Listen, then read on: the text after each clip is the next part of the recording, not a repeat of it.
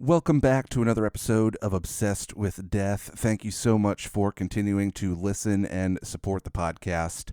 Today's episode is with a paranormal investigator and researcher. I, of course, have been wanting to do an episode like this for a while, and I thought it would be fun to maybe do some sort of like holiday haunted paranormal episode. Nicole is a great follow on Instagram. You could check her out at ahauntedhistory_. We even put together a holiday sort of wish list if you're trying to maybe get into the world of paranormal investigation. So check out the episode, spread the word if you can. And, of course, I hope you had a great holiday and be safe out there for the new year.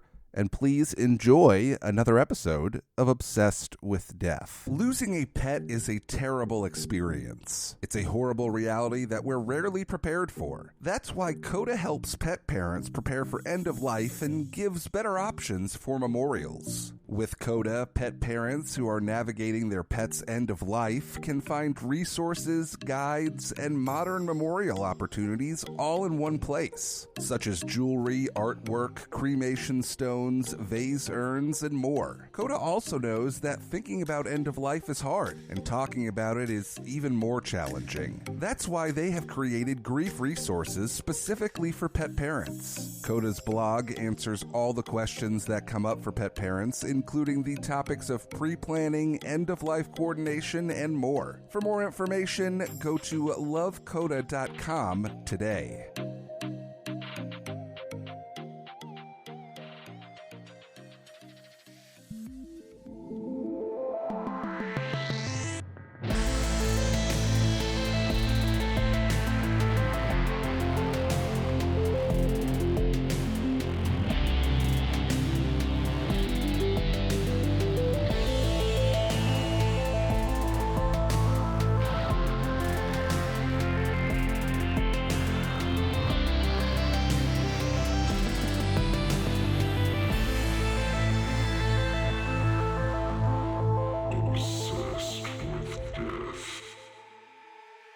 All right. Well, Nicole, thank you so much for joining me on the podcast. I am very excited to get into this conversation. If you wouldn't mind, maybe just like letting everybody know who you are and what you do and, anything you'd like to share with people. Absolutely. Thank you so much for having me here. It's truly a blessing. You have no idea. I love talking about the paranormal. So here we are. Like I said, I'm Nicole. I run a haunted history on Instagram where I talk about all things spooky. I've been a paranormal investigator since I was 13 years old, but heavily involved way before then. And yeah, I love talking and giving an insight on the paranormal. So I started my little Instagram a few years ago, and here we are. Well, that's how I found you, was on Instagram. I love your Instagram, immediately followed, and I love everything that you post. It's so interesting to start so young. I mean, 13, I guess you sort of start to find your thing. I guess early teenage years, you start figuring out the stuff that you enjoy spending your time doing or investigating, whatever that is. Before we get into that, because I am curious about starting at such a young age, this is something I love to ask everybody before we sort of get into the interview, and I'm curious to hear what you have to say about this. Is I like to know what everybody's relationship with death is like. Obviously, it's a part of your world. It's something that you've spent a lot of time investigating and working in the death world. But I'm just curious on like a more personal side. Do you think about death a lot? Are you worried about it? Is it something that you think about every day, every couple of days? What is your relationship with death like? Yeah, honestly, I've been heavily involved with it since I was a little girl. It started when I was 6, losing my grandfather. Then I lost my mother when I was 11, then my grandmother, then another grandfather. And it's kind of like a back-to-back situation where I've had a lot of deaths at such a young age. It just became kind of a focus in my life. Even my parents were best friends with our local funeral director, and I would run around the funeral home when I was like 7 or 8 years old, running around, seeing the morgue and where they do things, and just kind of examining the little spots that funeral homes have. And I've just been very fascinated with death and losing so many people close to me at a young age. It kind of made me grapple like what happens when we die. Do we stay here? Do we go to, well, a lot of people, think heaven, or where do we go after we Sure. pass on? Yeah. And it made me really put a focus on that at a young age. Do you think that because you were so unfortunate in the fact that to have to deal with that much death, such close death, so young, I can't imagine. I would assume that that must put a lot of pressure on you on finding ways to deal with that grief. Do you feel like that might be why you sort of got so invested and curious about the paranormal and paranormal investigating because of like almost a way to grieve and sort of help you get past all of that loss so young? Absolutely, 100%. I mean, my family isn't very open when it comes to that kind of stuff, so I had to Yeah. find my way of learning what death is and learning to grapple with grief and find my own way with the grieving process of losing my loved ones. So I had to go on my own on that journey, and that got me into wanting to learn about the paranormal. Can we contact our loved ones after they pass on, or does our loved ones stay here? It's a question I've always wanted to know, because I guess deep down, losing my mom at 11, my best friend, I wanted to speak to her almost, and so I wanted to Yeah. learn how I could do that. So it was just my grieving process and how I processed so many losses at such a short period in my life.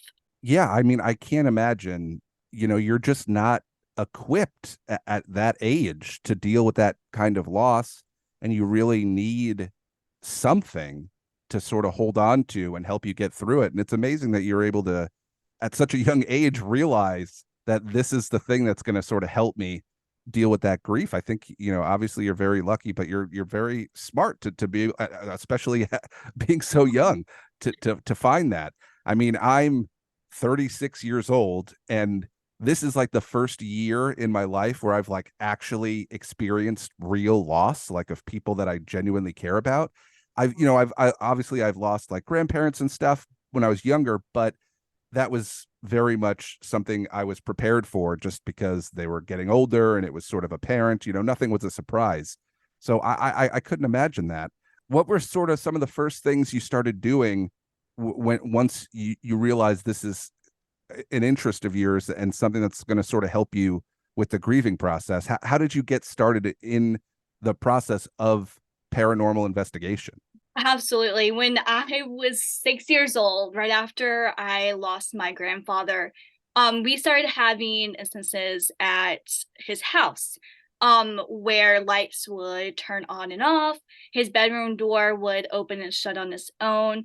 There was like a little light that he had, like a little night light he had in his bedroom, and it would turn on and off all the time, constantly. And I would go in the bedroom, shut the door, and I would talk to him and be like, "Grandpa, are you here? Like, turn the light on." And it was my first instance of like, "Oh, can he do this? Is this him that's doing it? Is he trying to tell us that he's still here and that he's okay?" So when I was 6 years old, I had that rationale of like, maybe spirits can talk to us and manipulate objects to talk to us. So I started on that path, and it just kind of spiraled from that, using a Ouija board when I was a teenager.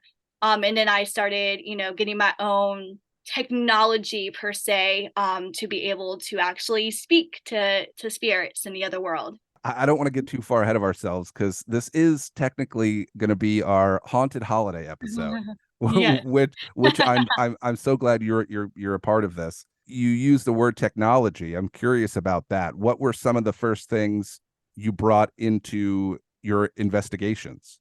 Yeah, the first things I wanted to see if spirits could talk to us. So I just got like a little recorder, like a Sure. $10 one from Walmart. And I took it to a cemetery. And I'm like, if anyone's here, please speak into this for me. And I would just go around with my little I love that. recorder trying to get some voices. And it started with that just to see if I could catch something. I would Yeah. use my camera, there's 2000s camera, and would like, take pictures in the cemetery to see if I could catch a ghost. Because I remember looking online and YouTube back in the day, and I had all these videos. I'm like, oh, I want that. I need to catch a ghost like that. And so I would just randomly take pictures in cemeteries because that's where I started everything, was just in my local cemeteries that were presumed haunted. So I just went around all night and just started taking pictures. So, okay, my immediate thought goes to how scary that sounds. Like, I, I am what society considers a grown adult, and I could not do. I wouldn't be able to do that now. If someone told me I had to get a recorder and go to a cemetery and try and catch recordings of spirits or ghosts, I don't even know if I'd be able to do it during the day. Like, do you feel like that fear just doesn't exist to you? Is the curiosity just overpowering any sort of fear, or do you have any sort of genuine fear when you're doing something like that? I don't actually. It doesn't scare me at all. I go to cemeteries day and night all by myself. I've gone to abandoned buildings and explored all by myself ever since I was a little girl. I've never had anyone with me. And everyone asks me the same thing, like, Nicole, aren't you scared? And I'm like, no, because I'm more scared of humans than I am of ghosts. So like it doesn't Oh, scare me. It doesn't phase me. I'll hear noises and I'm like, oh, what's that? And that typical person, you see in scary movies, let's go towards the noise, which is so bad, but yeah, that's me. I go towards the noise instead of going away because I want to know what it is. So I don't know if it's a got good it. or bad thing, but Well, based on the movies, it's a bad thing. It it usually is. It it usually doesn't go well. You seem to be doing okay, which I'm happy about. What you said, being more afraid of people than ghosts, is hilarious to me, and such a powerful statement in the sense that of you're 100% right. People are way is. scarier than, like, I guess, the possibility of seeing a ghost or hearing something or someone trying to speak to you at a now I mean, they're both terrifying to me, but I understand that rationale of being like, oh well, people are way scarier, because they are. They absolutely are. That's so funny. I love that. I love that perspective.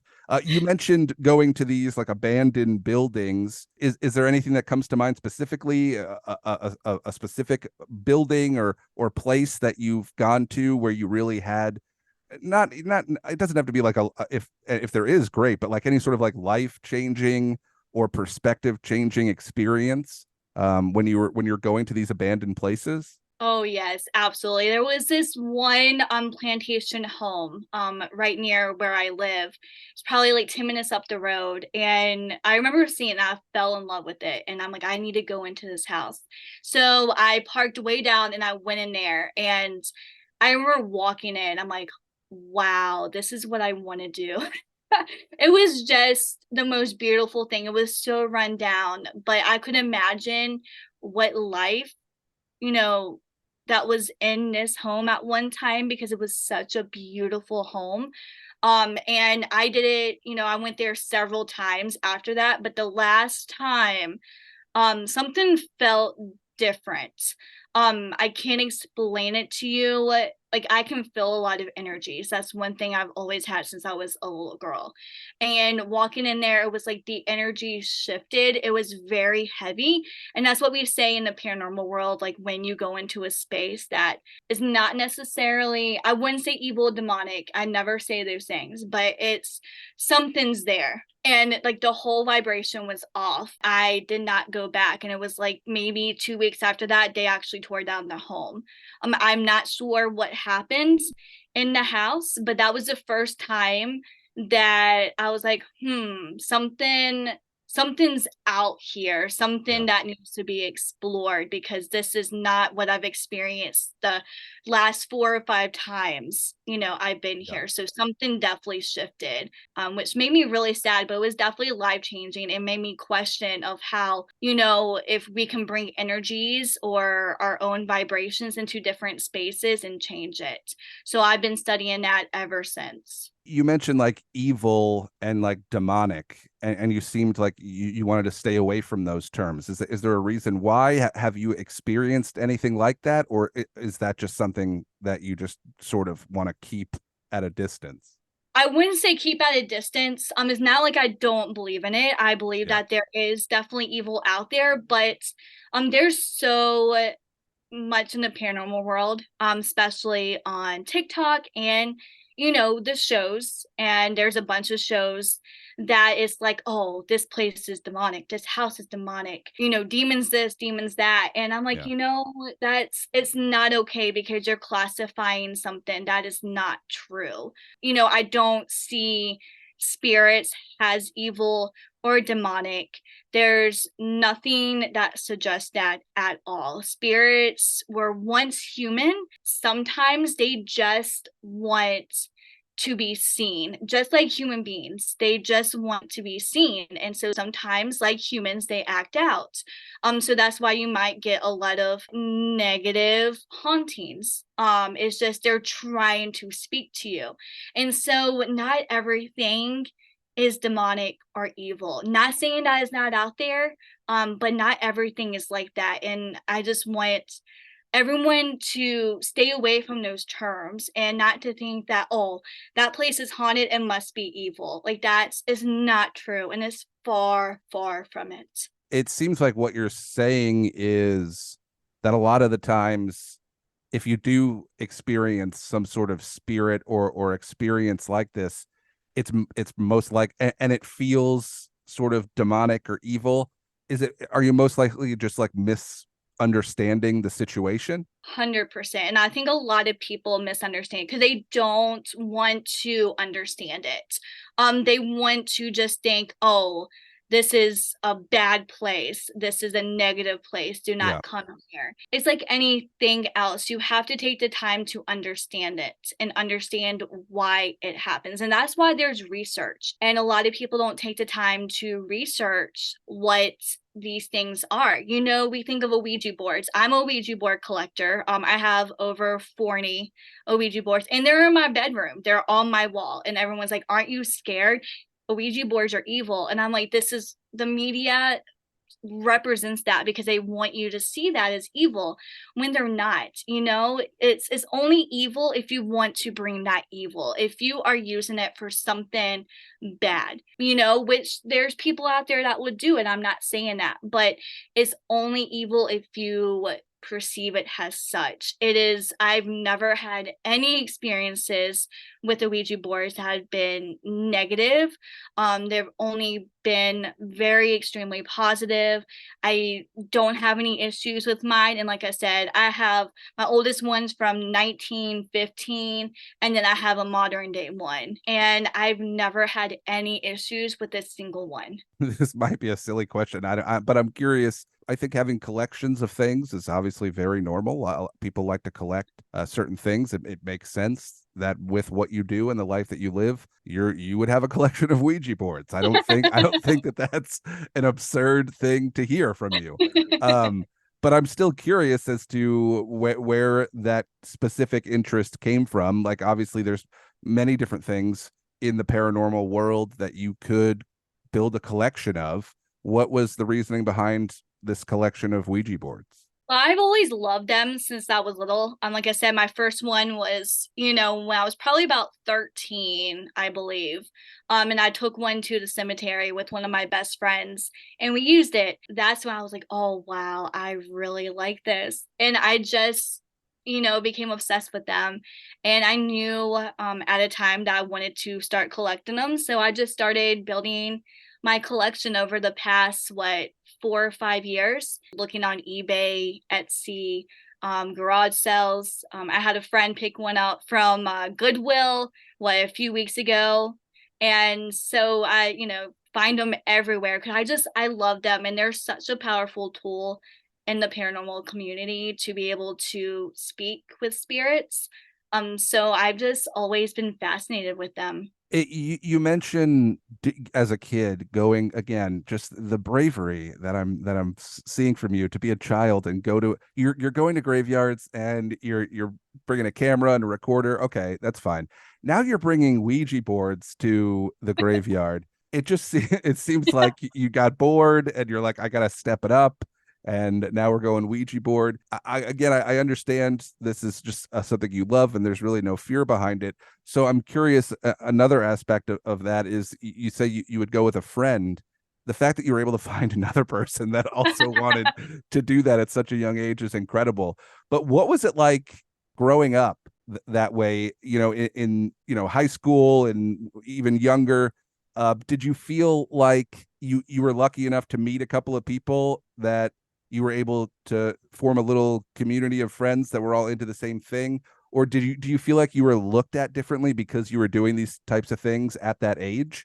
I just worry because, or not worry, but I'm just curious because when you're that age, everyone's so impressionable, everyone's judging each other, and I would just again, this is just clearly me projecting a little bit, but what was your thought process of what other people were thinking of you while you were doing this stuff, especially so young? I was very lucky to have a core group of people that really supported me and really took all my shenanigans.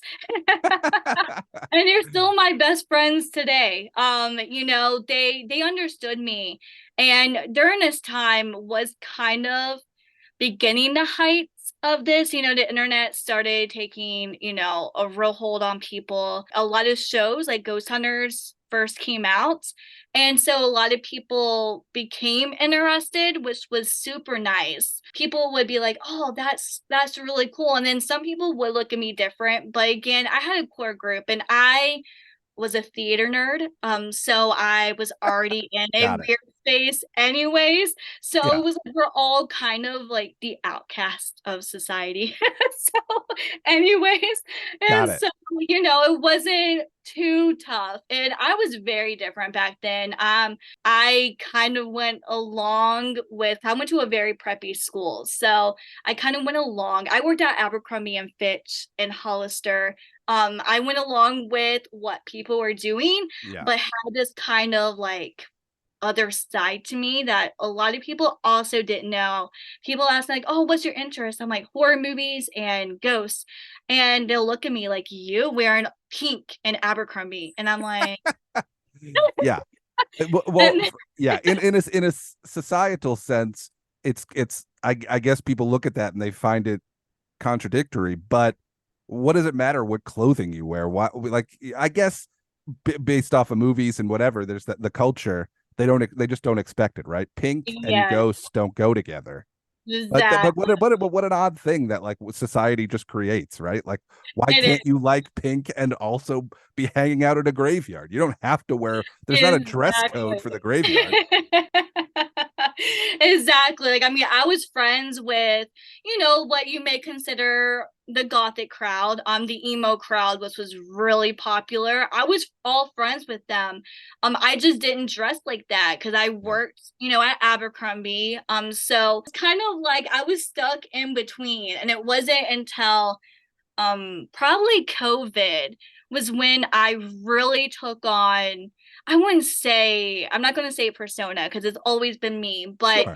I, started in the culture and started being who I felt inside ever since I was a little girl. So it was kind of like a cathartic feeling. I'm like, okay, now my interests match how I look. There's Got no it. disconnect there. And you don't think there was like any like there wasn't a moment? I mean, you obviously mentioned COVID, but I can't imagine COVID was like I think people's styles change obviously, especially as you get older. It's kind of everything. I think when the world shut down, I really took a long hard look at myself and like, what do you want? I came from a very Christian family, Mm, and I knew that wasn't me, you know. I knew I wanted to go a different route. I gave up a lot of family members during this time because we didn't see eye to eye. And I'm like, I just don't align with them anymore. I remember wearing black one time to church. I was probably 18 or 19 years old at the time, a full adult. And Yeah. my aunt, who was my mom's twin, she looked at me and was like, are you turning gothic now? Like, if you do that, you're going to hell. And Oh I my looked God. at her and I remember Yeah. like, what are you even talking about? And that kind of got implanted in my brain. And I think during COVID, it really, like, I did a whole switch. And I was like, you know what? I can't align with that anymore. I can't align with that mentality. I am who I am, and that's okay. So I did do that switch and I started doing what I wanted to do. And that's when I really started my Instagram and really wanting to start blogging and diving into the history of haunted locations. Where do you think the success, you have a large following on Instagram. It seems like people really genuinely love, the content that you're putting out, and people are really interacting with what you're doing. What do you think it is, maybe specifically about yourself, that people are connecting with on there? Because obviously there's a lot of that on the internet, but I think there's, only really a select few of people that could genuinely get a real sort of interaction with people, especially with like this type of content. Do you think there's anything specific about yourself or what you're doing that draws people in? I started talking about Appalachian folklore and history, which I have been born and raised in Appalachia Mountains. And I started talking about that. And I think a lot of people were interested because they don't hear much about it. You hear everything from, Salem, Massachusetts, Savannah, Georgia, New Orleans, like the most haunted places, but you don't hear about the history and lore of the mountains in southern Appalachia. So I wanted to share that, and it just kind of skyrocketed from there. But I'm very grateful for it. I'm grateful every day because I love sharing this history, and it's amazing that I get to. Yeah, and I think, at least from my perspective and what I've seen, and sort of how you just answered that, I think people could tell when you're genuine and when you really do truly care about the thing you're talking about, and that you really do care about the importance of it and wanting to share it. And I think that draws a lot of people in too. Obviously, not I'm not bad mouthing anybody, but I think there's certain people on the internet, sometimes you could tell that it's not really genuine, and that they just sort of are trying to just capitalize on a certain topic or thing or whatever. And I think people are smart enough to sort of figure out who's genuine and who isn't. And again, just from even just us speaking now, you could really tell how much you genuinely care about this, and you care about sharing and teaching people and exploring. So I think that has probably a lot to do with it as well.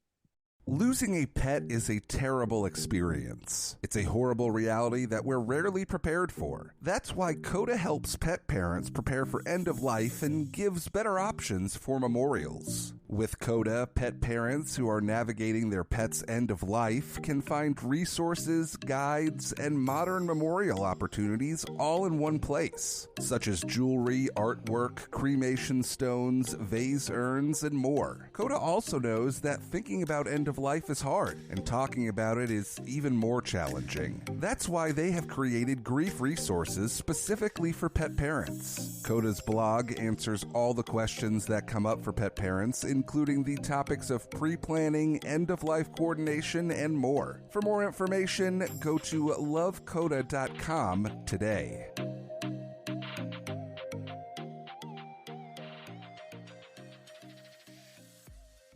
Absolutely. And that's all I've ever wanted. Because you're correct. And I've seen it, and it's heartbreaking, to be honest. And it gives, a negative connotation to the community, which I don't like. Yeah. I'm here to share what I found, my love and my passions, because this has been my love and my passion for pretty much my whole 36 years of life. I've always just wanted to share it and share a different side of things and not what you see on television, Yeah. the fakeness. And I don't want anyone to have a negative connotation about haunted locations and be scared to go to these places, because there's so much history to be loved at these places, and there's so much more, if you just take the time and just listen and just be there. Because all I say is, like, if walls could talk, you have to experience it for yourself and not be scared. Would you recommend, are there certain places that you think, if somebody's maybe looking to get into this world, or at least maybe just experience something, or people that like to travel to these locations, are there any places that come to mind that you would recommend for people to start at, or people, best places for people to visit? Absolutely. I have a bunch. Yeah, please. I'd love to hear some. Oh my goodness. My favorite, and it will always have my heart, is St. Albans Sanatorium. And I share a lot about St. Albans because it's only 15 minutes from me. It's so much history. It is a beautiful place that they're renovating and trying to keep it alive, but it has so much history and darkness and sadness to it. And they do all sorts of tours. You can just tour the building and just learn the history. You can do a flashlight tour where you go with a tour guide with a flashlight and go throughout the property, or you can do a ghost tour, which is an overnight tour. And you can actually investigate with several groups. And it is the most beautiful location I've ever been to. I'm just in love with the place, and it's so highly recommended. So if anybody can get out there, please do it. It's in Radford, Virginia. It's literally a lifesaver for me. Like, when I found that place, because I'm like, this is exactly what I want to do. Sure. And so that's definitely one. A Hawthorne Hotel in Salem, Massachusetts, one of the most beautiful hotels I've ever been in. The history is just astounding. And talking about haunted, it is definitely one of the most haunted hotels out there. It is very, very active. I stayed one of the most haunted rooms there. Oh my gosh. Yeah, the activity that we got. I mean, the bathroom door shutting, lights turning on. We heard footsteps going from one room to another. Bunch of EVPs, our K2 meters lit up like crazy when we were asking questions. It is a fabulous place. What do you think it is that creates these places? Obviously, I think anything could be haunted in some particular way, maybe not. But what do you think it is? Is it the history of the place? Is it just, obviously these places have been around for a very long time. Maybe there's not one specific thing, but like, at least, like, maybe in your opinion, what do you think it is that attracts the paranormal and creates these sort of like historic places that people are going on tours and visiting? Definitely the history, no doubt. For example, like St. Albans, it was a boys' school first. So they had a lot of boys there, and the teachers were not very nice. And the kids were not very nice to each other. A bunch of children end up dying on the property. Then it became a sanatorium, and they wanted to be the better sanatorium and not do the things that all the other sanatoriums on the East Coast were doing, or pretty much anywhere. But they started, doing lobotomies and water therapy and electroshock, and it just created a very harsh environment for these people. Of course, a lot of people died. And I think that energy stays when you have that much happen in a location. That stays on the property. I mean, I think about like battles and wars like Gettysburg. I mean, you go up to Gettysburg and you can see soldiers during the day still moving along because they don't know that they're gone, because they're still in battle. It's that feeling of like, we still have to do the things that we are doing while we're living because we're not finished. So it does create that environment. Yes. So, and again, I'm not saying anything like groundbreaking here, but it obviously, trauma, violence or mistreatment of other humans by, adults or whatever it is. It always a school just seems like a perfect place to be haunted, like an old abandoned school. Like it just has that like vibe to it. Unless there is some dramatic instance, there's a less chance, I guess, of it becoming like a haunted paranormal place. Like you're not going to like a well lit, beautiful garden and there's like ghosts there. Are there like happy places that are haunted? Does that exist? Oh, absolutely. I think there's so many happy places that are haunted. I mean, we have so much history, especially on our lands. I mean, there are cases that brand new houses are being built on a land, right? And a brand new home gets haunted. And it's because the land, Yeah. I think we stick to what we know, even in the afterlife. If there's a place that we love, we're going to stay there because that's our comfort zone. Just like humans, we have our comfort zones. We have that, I believe, after we pass on. If a house gets torn down and then a new house gets built or whatnot, or if something happened on that land previously, it can potentially be haunted because that spirit is still going to be there because they're attached to that area. Yeah, I mean, you just never hear of like, in a water park is haunted. You know what I mean? Like there's just like people are just like out in the sun, everyone's running around, kids are screaming, it's just a good time, and you're like, oh yeah, this place is also very haunted. You just don't hear that. Well, Disneyland Is is Disneyland haunted? very, very haunted. Yes, Yeah. Disneyland is very haunted. There's been a That's lot the of deaths at Disneyland. Yes, on the rides. sure. Yeah, see, that makes sense. Even without even just like the death, Disneyland's got a vibe. There's just Yeah. like, and again, the history too. Disney's been around for so long. There's so much history there that makes sense. All right, so I guess a cheerful amusement park could also be haunted. I like that. I just, Yeah. I don't, I want these ghosts and paranormal, activities to be happening. I want them to mix it up.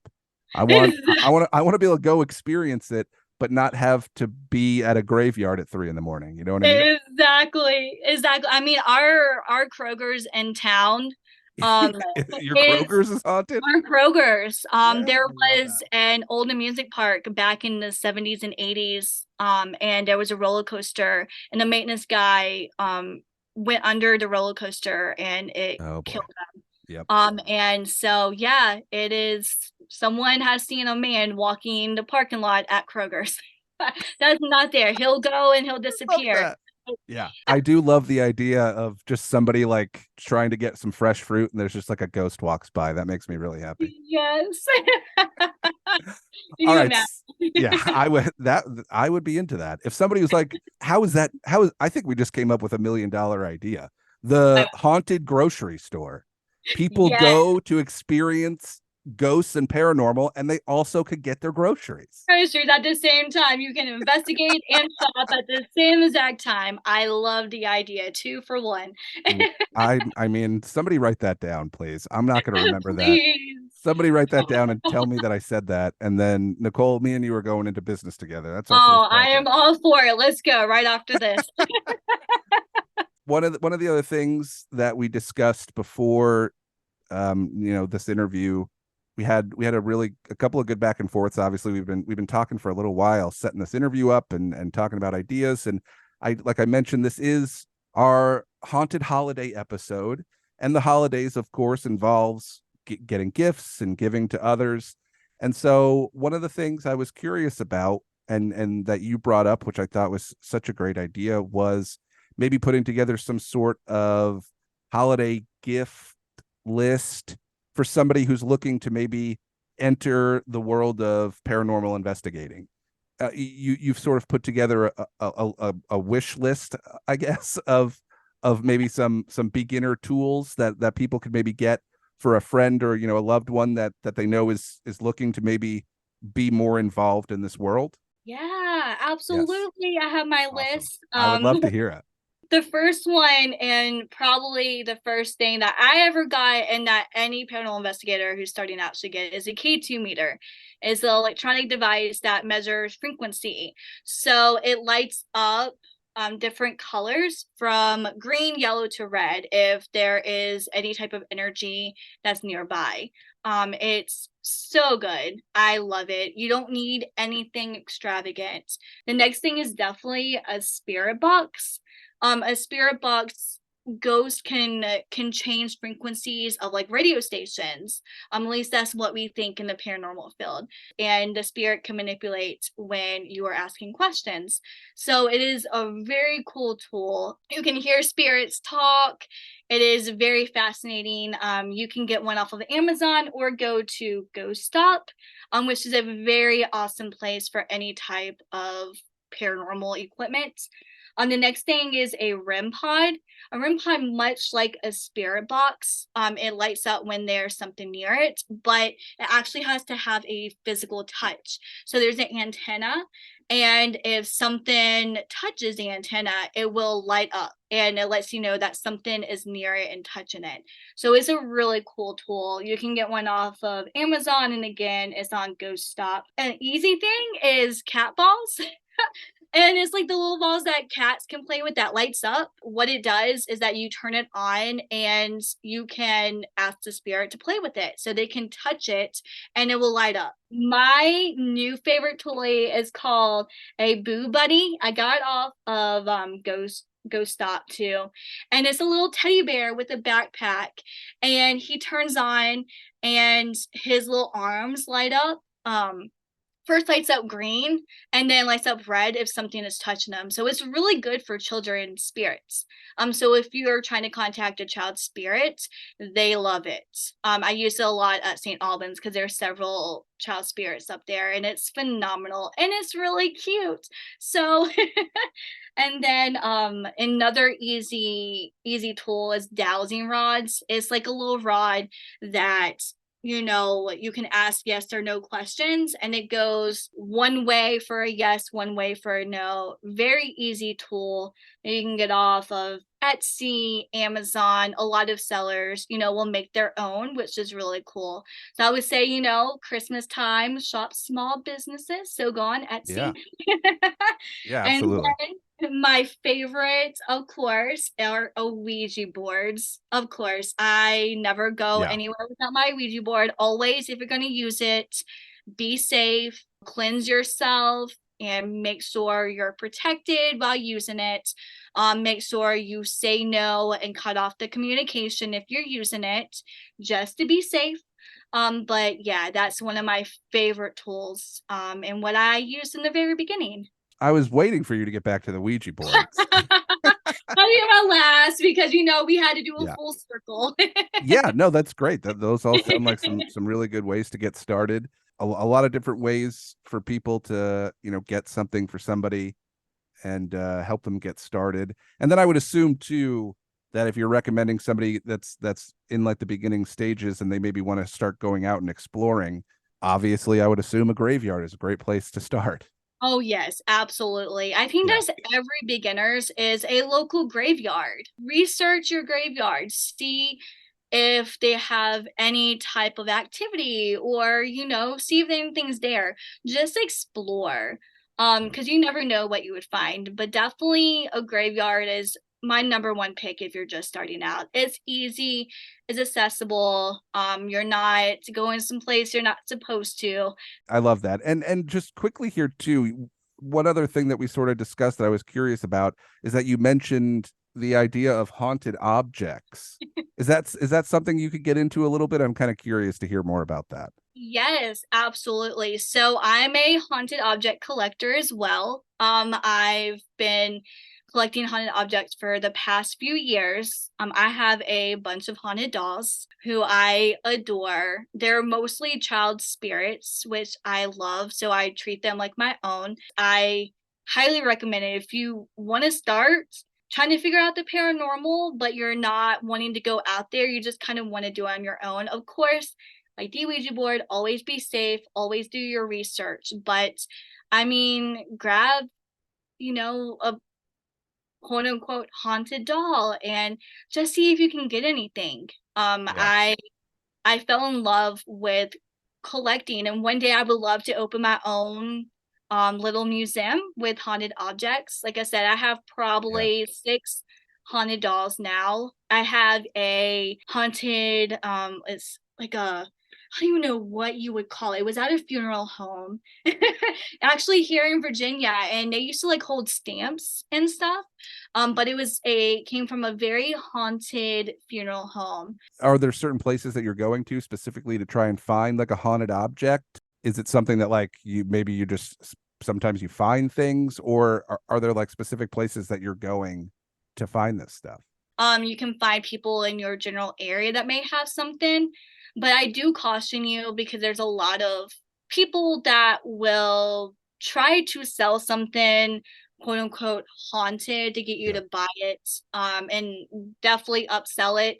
Like I said, with anything, always do your research. If you're looking for, say, a haunted doll and they have this whole extravagant bio, is it's probably fake. Like, Oh, most that's people, interesting. Yeah, yeah, there's like warning signs almost to yes, know it's that like it's a not red real. light trigger. It's like, and if they're trying to sell it for a bunch of money, Yeah. when I started out, I didn't pay my dues, and I'm like, you know what? I just want something. I just want a haunted doll, and so I didn't pay my dues. And I wouldn't say I got scammed. I love her, but she isn't. She isn't haunted.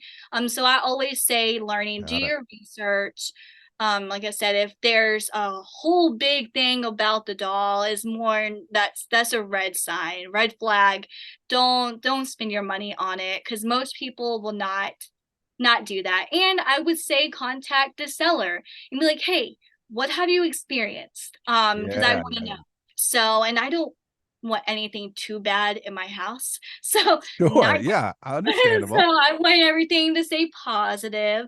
I always look for something that's positive. I always ask, what have you experienced? Do you recommend this in my home? Because I do keep these objects in my bedroom. So Sure. a lot of people's like, ooh, but it's my safe space and I can control it. I can control the environment.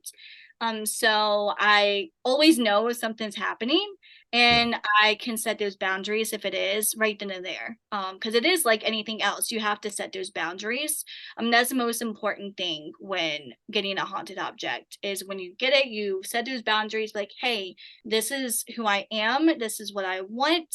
If things get crazy or if you're not listening to me, then this will be cut off. Well, let's say you get a haunted object Mhm. and it's just bringing negativity, bad vibe. You got a bad feeling. How do you get rid of something like that? Because immediately, again, my mind, and this is just me going on cliches and movies. It's like, oh, you get the haunted doll, you decide this isn't for me. I don't want this in my home.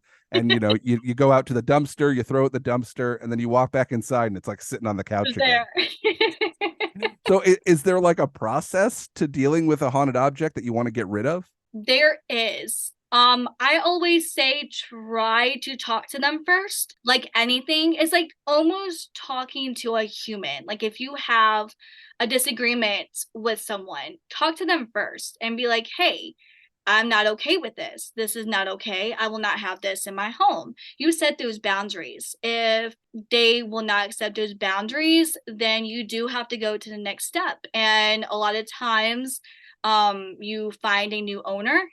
You will talk to someone that may be better equipped because each people can bring in something a little different.